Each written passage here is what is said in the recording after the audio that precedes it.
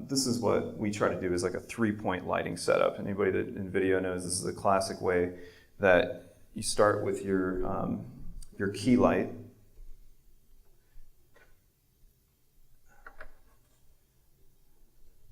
And the key light is like the main light, right? And you kind of start with that. And then what you can do from there is you put in your fill light. And that's your secondary light. And the fill light is usually what they call at least like 1 or 2 stops less than the key light. So if you want it to be completely flat, you can do that, or you can have one side brighter than the other, right? And then we can use a third light to use what they call a backlight. And that is useful for separating the subject from the background. So you can see this is without, or just like a very little bit. And then you can see when we add that back in, it kind of separates him from the background. And this is super useful.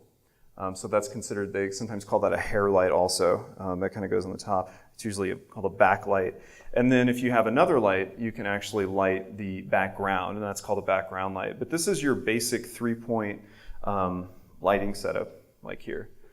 And I'd say for cost of these lights, this is an LED light. These are probably about $375 a piece.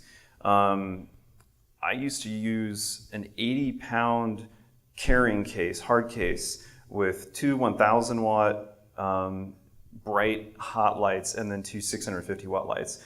So I would carry that thing upstairs, put it in my car, it wasn't good on your back, and then it was super hot on the subject, so he would be like burning up.